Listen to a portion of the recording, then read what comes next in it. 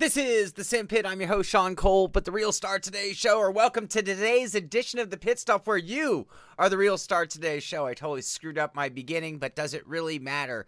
Just here hanging out with friends to talk about sim racing and everything going on in our favorite hobby, sport, industry, whatever you want to call it. Happy hump day to you guys.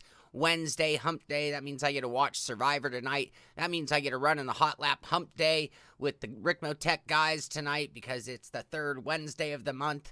And I hope you're all having a good week so far. So, lots of things going on. I almost missed the beginning of the show because I was chatting away with you guys. Because, like I said, the show starts good 15-20 minutes before the show even starts. So, congratulations to you guys for entertaining me and almost getting me to miss the beginning of the show. So what's going on in the world of sim racing? Project Cars, new game from Project Cars. When I saw this, I got all excited. Thought, oh, Project Cars 2. Not so much. As it turns out, it's really Project Cars mobile game. So they've partnered up with Game Evil. Their, I guess that's their mobile development company they'll be working with to make a variation of Project Cars. They didn't even call it Project Cars 2 if you really think about it. It's going to be called Project Cars Go. So that's something you'll be able to do or play on your mobile tablets or whatever. Something a little bit lesser than the PC version that we're all accustomed to. WRC, they're kicking off the next round of their esport, and, you know, of all the esport, this might be the one to get into if you just really want to make a go at it, and I'm just saying it's not getting quite the attention of the others right now, and it is WRC, which is a little bit more of an even playing field in general. I mean, the guys who are winning it, believe me, they know. I hate when people say believe me, but I'm guessing these guys know each course, circuit, whatever, stage like the back of their hand. So it would be a tall order to get way up there on the leaderboard. But again, they are kicking off Portugal, and that runs May 17th through May 20th. So you can go get in on that leaderboard and send me a screenshot if you do, just so I can see how you did and we can make you the star of the show. Speaking of the star of the show, this is a cool picture. This comes up from Raceroom. And what you have is the real-life WTCC champion giving the trophy to last year's Veloce Dornadin, who won the 2017 Esport WTCC Online Championship. So he was actually given his trophy from one champion to another, as they put it. Also, we do have the official results of the top division from the Esport WTCR that went on at Nürburgring, Nordschleife, for the Raceroom competition. So we look at the top three, and bigger than big names: Julian Kuntz, Jack Keatley, and Kevin Siggy. Look at and then look at some of those names when you look down. Some of the names that didn't win: Nikodem Wisniewski, Nestor Garcia, Jaroslav Honzik. I'm not even trying to leave. I'm just looking at the ones that I know right off the top of my head: Richard Schaefer, Joni Tormala, Danny Angles. So huge names not in that top three position. But again, congratulations to Julian, Jack, and Kevin. Kevy. We'll call Kevin Siggy Kevy from now on. But those guys are incredible, and to do what we all expect and know them online for being able to do, and then to go back it up in person is just a whole another level of achievement to me. Couple of things going on. Tomorrow night, we have the next round of the Peak Antifreeze NASCAR iRacing Series. So this is the best of the best in the oval world, period. I mean, that's one statement we can make. If you want to talk about the best oval racers on Earth in sim, it's on iRacing, hands down, and it's the guys running the NASCAR Peak Auto. So tomorrow night, it's been a good championship so far, and you can find out, you can watch it yourself tomorrow night at 10 p.m. Eastern Standard, 7 p.m. my time. That's tomorrow. Peak Antifreeze. You'll find that at iRacing.com and on LSR TV. Also, they did another one of their updates, armchair update. And what I like about these are at NASCAR. So this is at NASCAR.com with the updates from the armchair this week on iRacing. So just again, this is NASCAR promoting iRacing, and that's a great thing for all of sim racing. So they talk about the youth esport launch that they went on and did. They talk about the update to the racing series going on and a few other things along those lines, some cool paint schemes, and just great promotion for iRacing, great promotion for sim racing in general. Next up, the guys at the Crew are releasing more of their motorsport vehicle series. So we saw the Jaguar boat there. Now we've got the Zivco Edge aerobatic plane.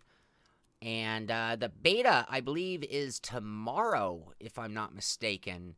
So if you do want to get in on the Crew, test it out. Now, I think you had to buy it in advance in order to get in on the beta. I'm not 100% sure about that. The Crew is something I kind of keep my eye on. I'm interested in it. I will look forward to it. But, you know, this is going to, for me, going to be a diversion game at best. Whereas, like, I look at something like Wreckfest, which has gone from a diversion game. Michael Clark, the insanity. Max, you're getting a wallet. Max has a wallet now. He's going to be all bling-bling with, like, rhinestone collar and whatnot. Thank you very much, Michael. Too much, buddy. Too much. So, yeah, the Crew, you know, I think it'll be fun. Launches June 29th, so we're just a little over a month away from it. As I mentioned, it's Hump Day. It's the third Wednesday of the month, so tonight at 6 p.m., unfortunately, I will not be able to do an Attack the Track. I'm going to be hanging out with the good guys at Ricmo Tech and all their friends, including we'll have Kevin Ford on the microphone, which is always a pleasure to hear him calling the shots. And it should be another fun event that we will make open to you guys as well. So if you want to get out there and do some hot lapping and just see where you stand against some very, very fast drivers, myself included. I'm not saying I'm one of the fast. I've yet to even top 5 in one of these, I think. Stu, your diversion game is your dog. That's great. Nate Dog, what's up, buddy? So yeah, RJ, the crew is a fun game. It's hard to knock it because it is what it is. You know, it's exactly what they market it as. They don't promote this as though it's iRacing. They don't promote this as though it's Assetto Corsa. They promote it like it's a more of a Grand Theft Auto style, without the violence, without the guns, but, you know, open world, do whatever you want kind of thing. Lot less boundaries than a typical racing title. I don't know. I don't even know the car and track. I honestly, I do not know. Oh, I did top 5 with the Star Mazda. Okay, I got one. But there are some fast guys there. Article here, and this is my conversation piece of the day. We are a little short on news, so I don't mind taking a little bit of a diversion here. So, Race Department has an article talking about, is Eau Rouge too dangerous? And there have been some big incidents there with crashes. They talk about lack of runoff. They talk about the natural geography of that spot of the track. And the big problem with it is that with modern cars, we're talking about ferocious speeds going through Eau Rouge. So I'm not even here. You can tell me if you think Eau Rouge is too dangerous or not. I mean, we all know Eau Rouge. We don't need to go into detail of the dangers. We've all been through it. We all know it. My question to you is, what do you think is the most dangerous corner in racing? Or what is the most dangerous corner for you in racing? And I'd love to hear your guys' thought. Is Eau Rouge the most dangerous corner in racing? Or can you think of something different? I'm going to give you my pick. I don't necessarily think it's more dangerous, but it's one that I've always had difficulty with, and one that I think is relevant for today. And that is Mossport Turn 2, also known as Clayton Corner. And I just call it Leap of Faith, because when you go off of that blind hill into that left-hander, Clayton Corner is one of the most difficult corners, and I've wrecked more cars there than just about anything I can think of. John Hill, great point. Turn 1 at Indy.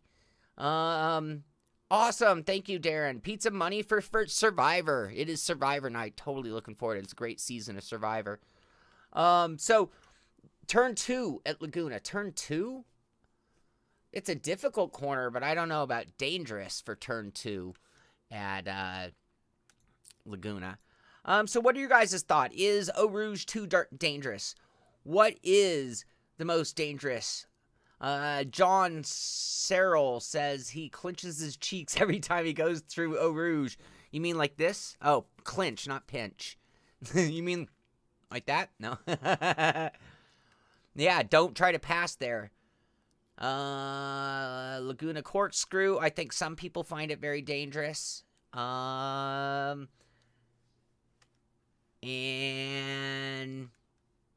Jaroslav Hanzik did win at Nürburgring team racing together with Team Frederick. Yes. Yes, and that was a story we're going to talk about. It looks like that might get pushed back a little bit to tomorrow. Thank you guys so much for the donations, though. I really do appreciate it. Sean thinks all turns at Silverstone are dangerous. Yes, Bucho. Well played. Oh, it's paved. But still, that would still make it dangerous to me, even if they paved it. I mean, it's so easy to just miss your mark there. Hey, Frito, looking forward to that tonight. Turn 1 and 2 at Oran Park. I have to strike my memory. Oran Park. I just ran there not long ago. Bathurst, just all of Bathurst. Yes, I agree.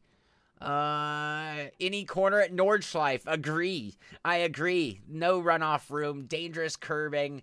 Good luck remembering what corner you're on. All right. Okay, well, I'll move along. You guys keep talking on that, but I thought it was a really cool topic. I don't think Eau Rouge is the only dangerous, but it is certainly dangerous. And most of the cars I've been through, it's actually not been a difficult corner to deal with. Timing it was the issue, not whether the car could handle it. All of Pikes Peak, yes. But Mossport, Clayton Corner, leap of faith. In our topic, we talked about Nissan. Nissan pulling out. Well, the word is that Nissan is getting ready to and gearing up for pulling out of various levels of motor racing. So here's an announcement saying that, in fact, well, they are going to finish off this year, business as usual. Next year, they are going to run a limited schedule, and then they really made no mention of the future beyond that. So Nissan, who, the reason I mention this, I mean, I'm a Datsun guy. You could say that makes me a Nissan guy. I don't know if it does or not. Beyond that, Nissan has always had their partnership with Sony and the whole, you know, the Gran Turismo Academy. And Nissan backed that so heavily that I would say that if they just changed out a sponsor, unless they came in with the exact same enthusiasm as Nissan did, I don't know if it's going to have the same results, the same impact. So this could be really devastating to sim racing on one hand. Now, sim racing's gone esports since GT Academy began. And so maybe there's not as much room for GT Academy as there was in the past. I don't know. I don't know. But this is a sad day for racing. I'm not happy to hear that Nissan might, in fact, be pulling out. I don't know if that'll actually happen. I mean, that's still a couple years out. We talked about Onrush. It wasn't the crew that was doing the open beta. I'm sorry, you guys. I'm so absent-minded sometimes. It was Onrush that is doing the open beta tomorrow. There's a video. So this is at trueachievements.com, and you can see these people playing it. Oh, there's a cat. Look at that. That's scary. Look at that cat pillow. The cat pillow is scarier than the cat to me. But anyway, they have some gameplay footage of these two going at it, doing Onrush. So another Diversion Automotive game that I'd like to mention just because it's automotive.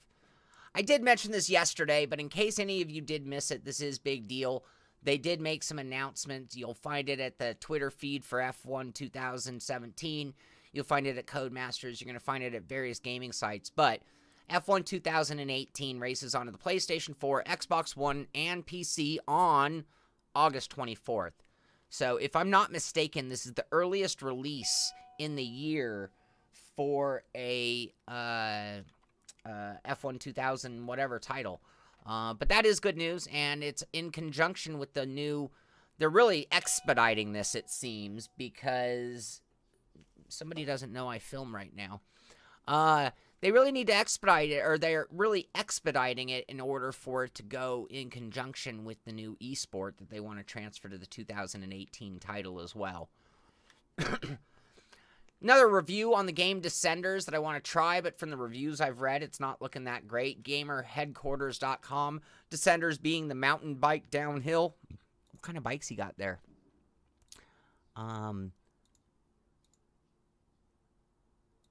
Anyway, I love mountain biking. I love downhill mountain biking. I love anything with a bicycle, to be honest with you.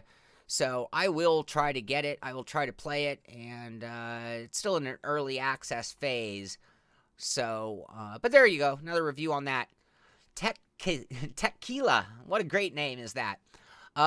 Preliminary specs and performance are leaked on the NVIDIA GTX 1170. So we talked about them doing a big announcement at the Tokyo show. Was it Tokyo? Taiwan show. And apparently, maybe this is some of the graphics and information that was being sent to that for that announcement. But we are now seeing some of the performance. So relative performance score of 183 compared to a 163 for a GTX Titan, 156 for a 1080 Ti. So that is a pretty stout car. The generic 1170 versus the 1180 that was, I'm sorry, comes down here, you know, down below our current flagship video cards.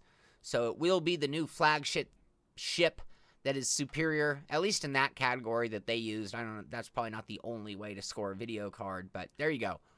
Any of you guys with coding ability? Any of you guys looking for a way into the industry, gaming industry in general? Valve, aka Steam, is hiring devs for a top secret new games that they're working on.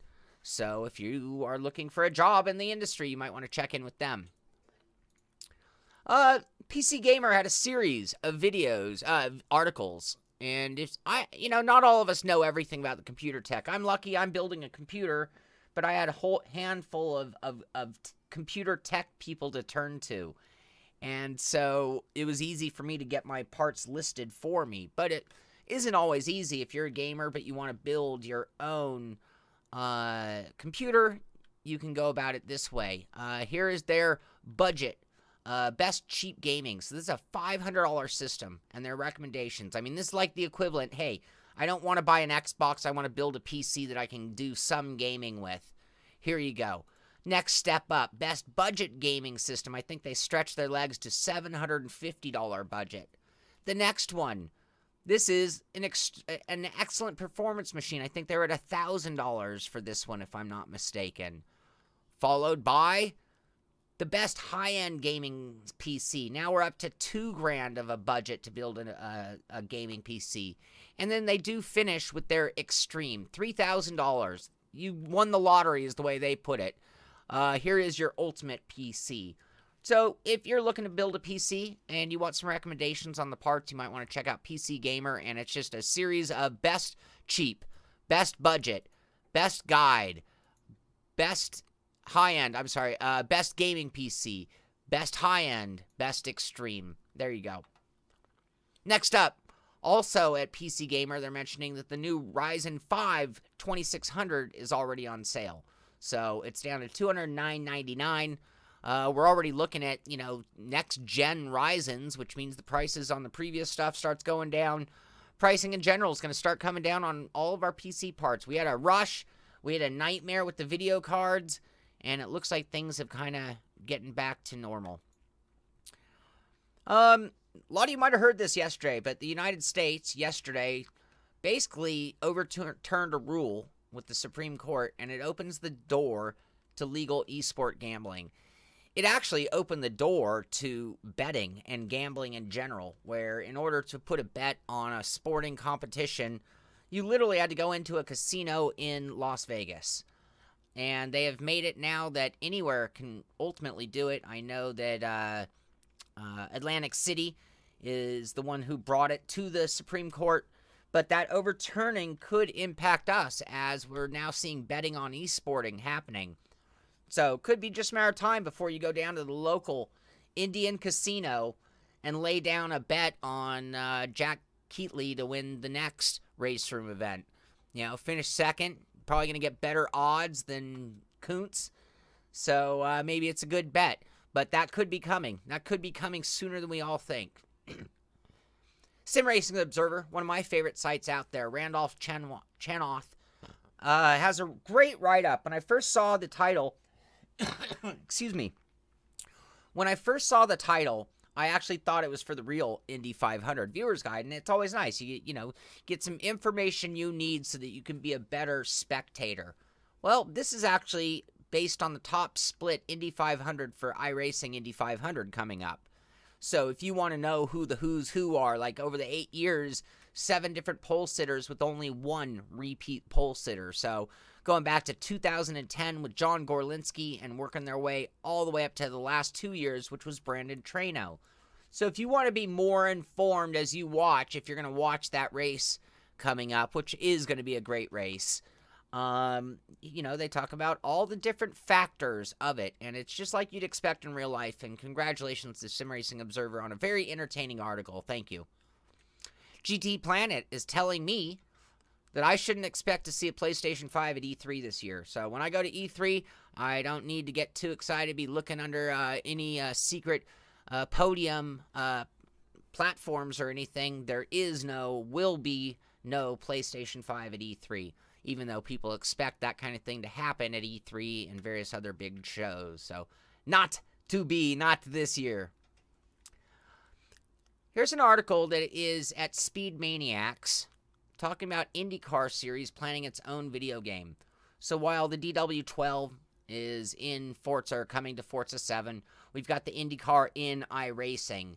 But it looks like IndyCar is talking to various different places and is creating a IndyCar specific. So this goes back in time to when IndyCar racing games existed. IndyCar had rough years. IndyCar is coming back. And now they might even have a dedicated sim title, which is going to be great news, in addition to them already being in a handful of other titles. What else we got? This is also at Speed Motorsport. I'm sorry, this not also. This is at motorsporttotal.com.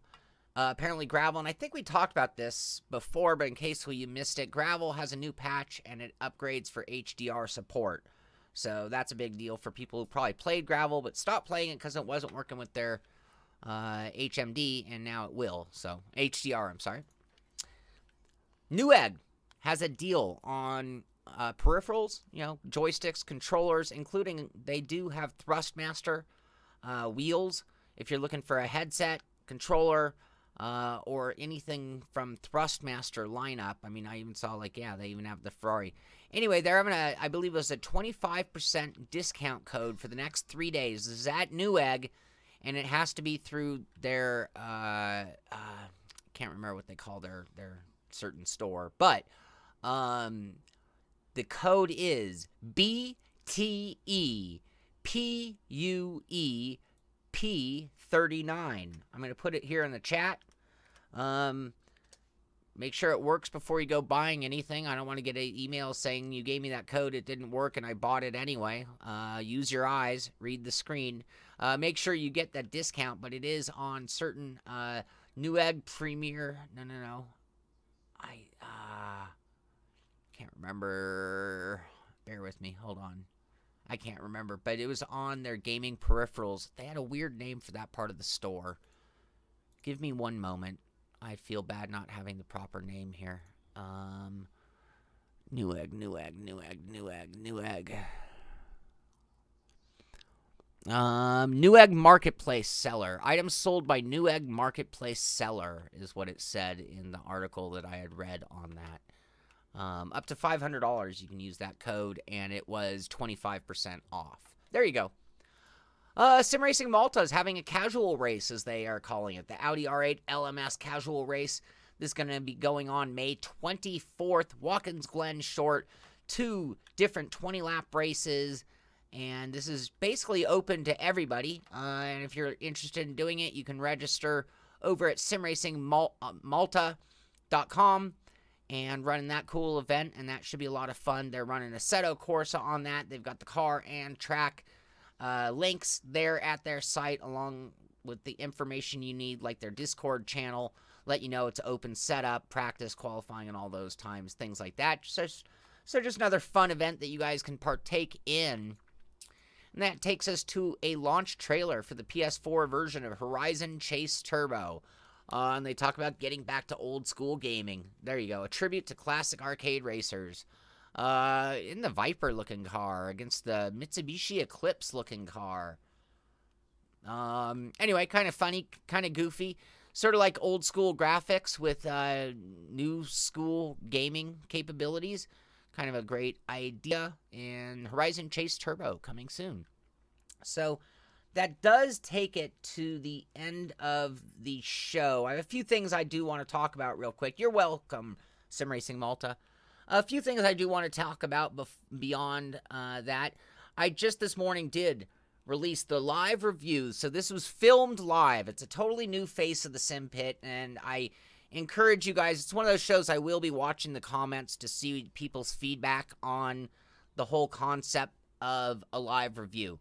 But the Thrustmaster Y350 headphones, and you can say what you want about a headphone review, and I am not an audiophile, so I'm not even going to say that I'm the best person in the world to get a headphone review. For me, it's sort of like they work, or they don't work, or they work well, or they don't work well.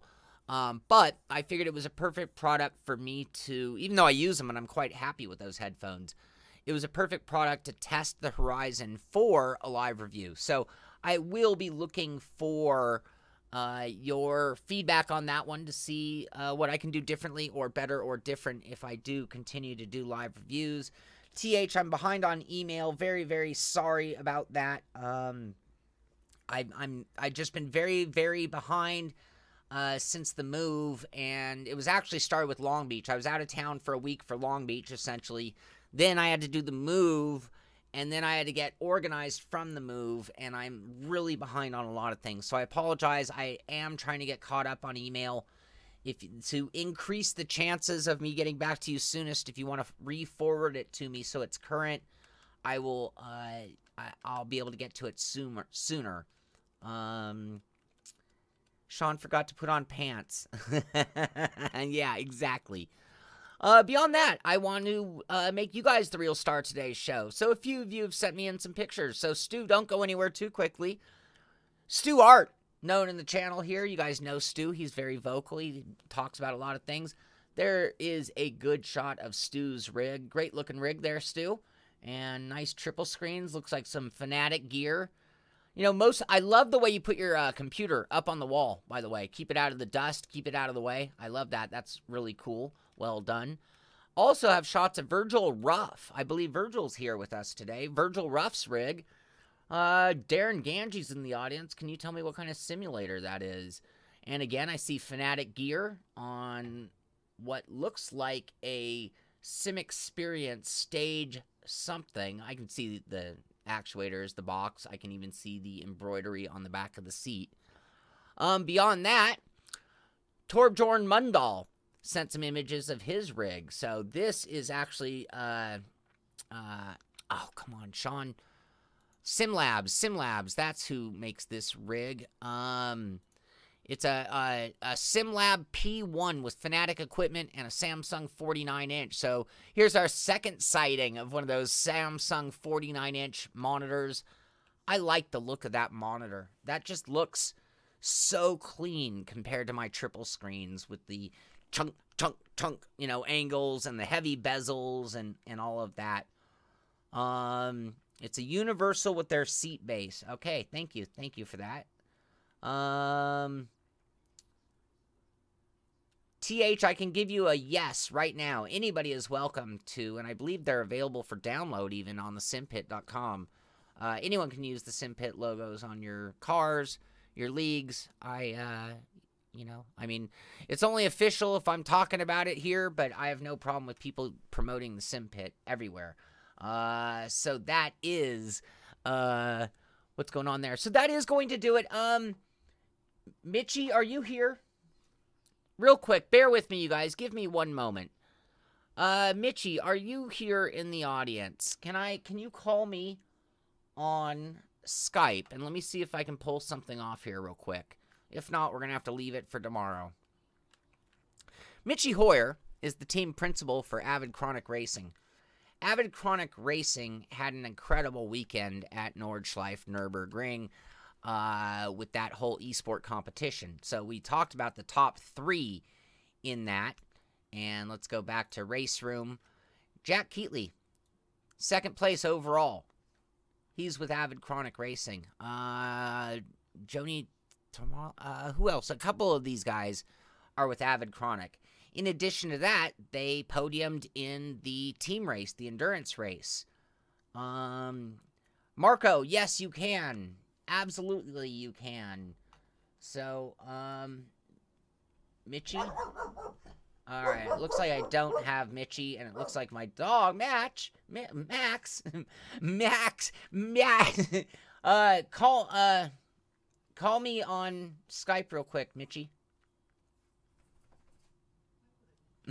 I don't want people guessing my weight.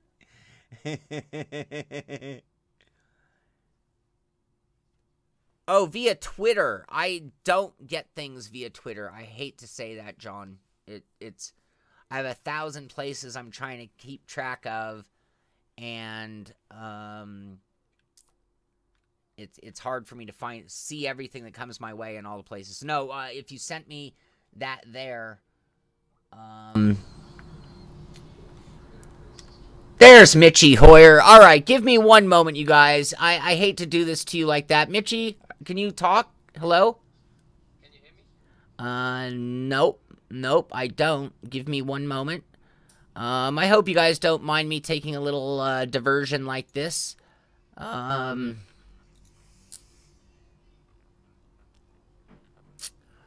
with me. Bear with me, everybody. Sorry. Can you hear me just in general? I can hear you, but the show can't hear you.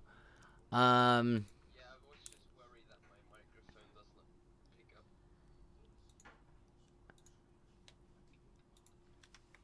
There's Mitchie for everybody. Give me one moment to get this all squared away. My screen capture with triple screens is brutal. Sorry, you guys.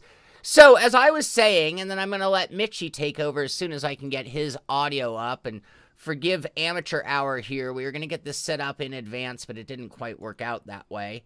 So, we're just sort of doing this in an impromptu way. Let me get your audio.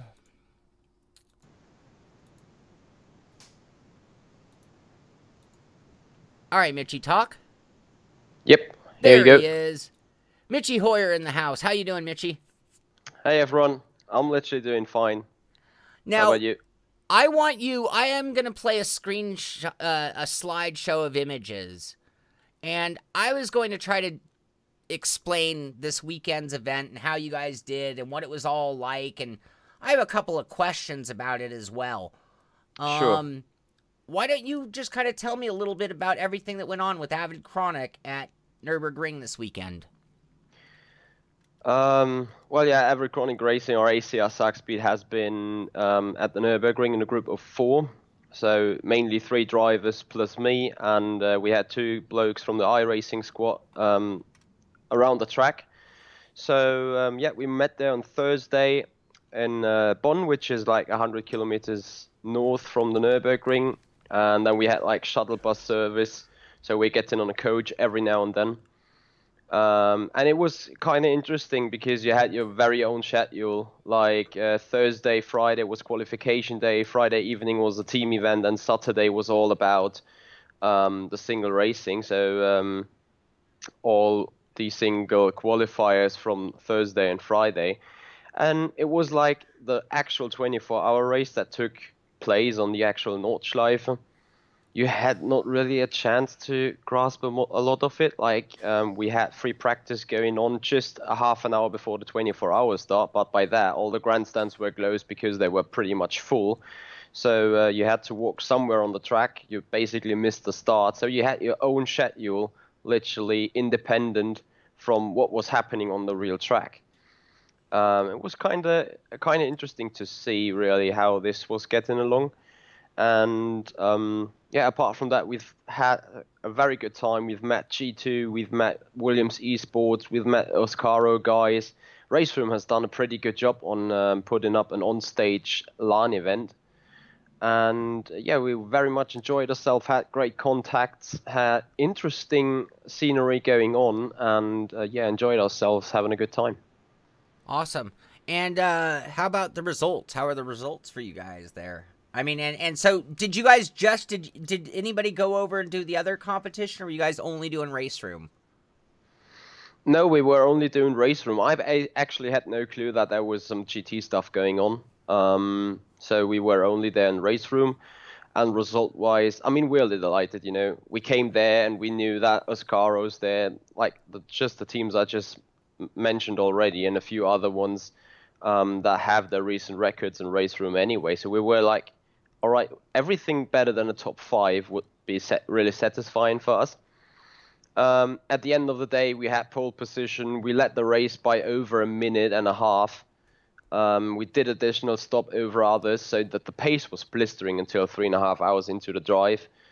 But yeah, I mean, having a team event and 3 different drivers on is that means you need 3 equal drivers, and unfortunately, in the end, we had like a little bit of a setback, so we lost the lead, and then eventually just hold on to the 3rd place by a 2 or 3 tenths in the end, which was expected due to the lineup. But I am personally very proud about all our guys showing the very best performance, and I mean, having the car into a lead 3.5 or 4 hours of a race is amazing. And that was it about the team event. And the single event, Jack was so close from winning the actual championship that was like set there. So it's great exposure for us. We've bet a lot of famous names we've beaten there, and yeah, that's great. Yeah, I mean, you guys in the team event, you guys took down who I'm like almost saying is the top esport team in the world right now, in the FA or G2 Logitech team. I think they had their issues, like they had technical problems with their rig inside the race. So at the very beginning, when they set the fastest lap times in their race, they had similar pace to us, but at some point they're like missing 10 kph on the Döttinger Höhe, so on the very long back straight of the Nürburgring. And I think it's confirmed by the race room that their rig has some sort of flickering on the pedals. Which was unfortunate, but in the end, it's like real racing. You know, if your engine blows, the engine's gone. If your gearbox goes away, or if hydraulic pressure drops, that's about it. So yeah, such stuff can happen on a LAN event every single time. Could have been our rig as well. So no offense to them, but yeah, as you say, it was not just G2, also Williams Esports and Oscaro. Oscaro was there with like 11 or 12 guys. Like them lineup was massive. Wow. How were you able to get that many of your guys there? I mean, you guys aren't really a roadshow team like some of these other modern esport teams. You guys are sort of your foundation comes more from the old school, you know, online racing world. Yeah, I mean, we've made our way up to now get into that area where you go from like fun to semi-professional and aiming towards a professional sim racing team. So I mean, we made it old school. We like had the event coming. We were checking who is interested, who would be able to come there, and then we got like two UK people into a plane, flew them into Cologne. We had Richard Schaefer as a local hero there at Ardenau, right at the Nürburgring. So his arrival was not a big deal. And yeah, you had me coming by train from south of Germany to like have a look over the guys. Awesome. So when you got there, what were your thoughts of what they had put together as far as how they ran the event, how it looked? Were you amazed that that's the world of sim racing now?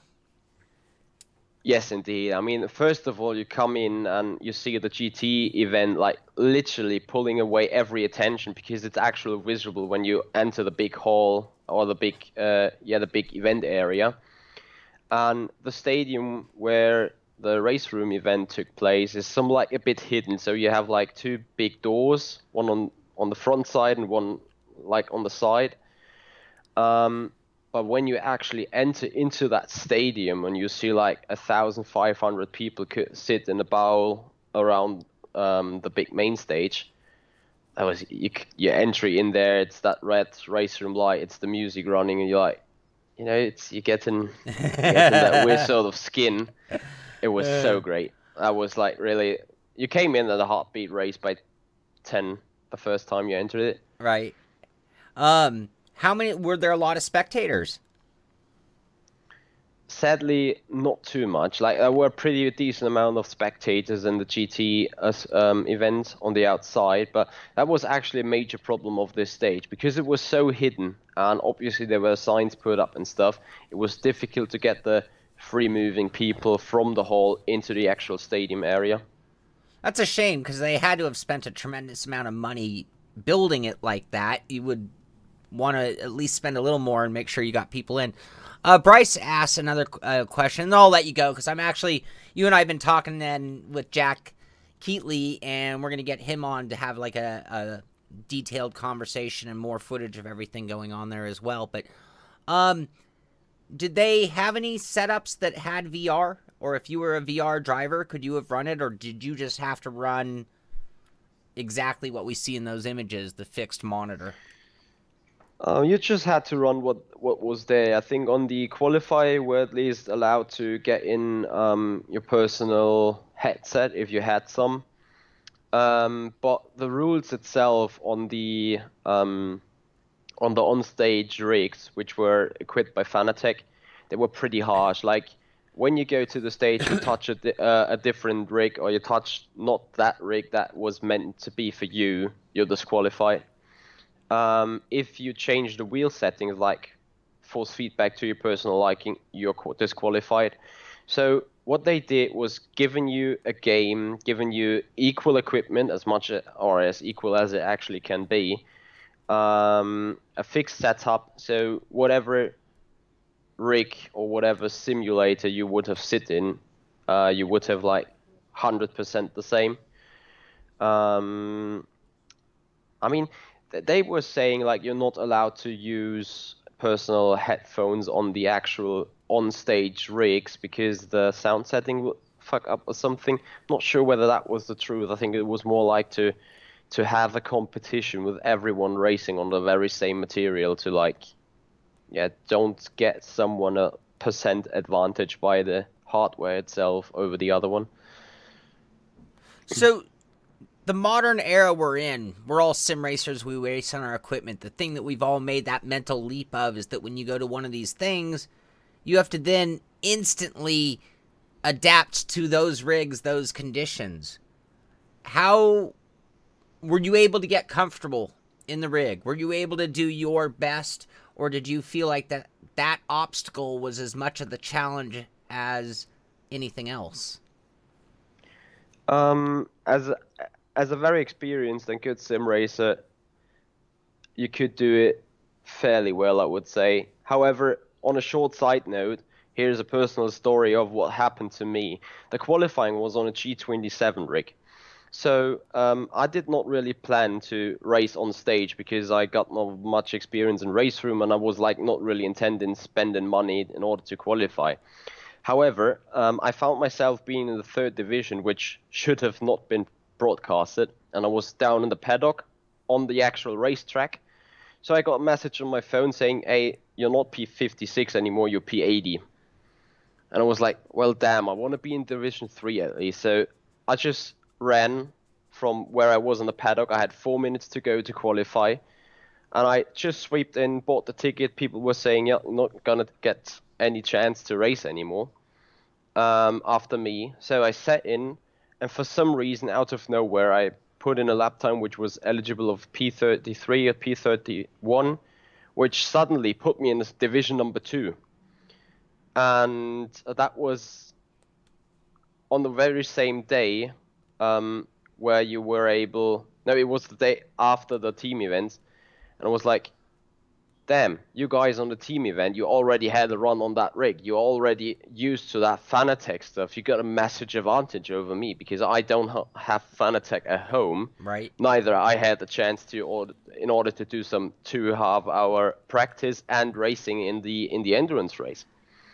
So suddenly I was sitting there and I said, all right, I'm going to race against a bunch of people that has serious advantage over me.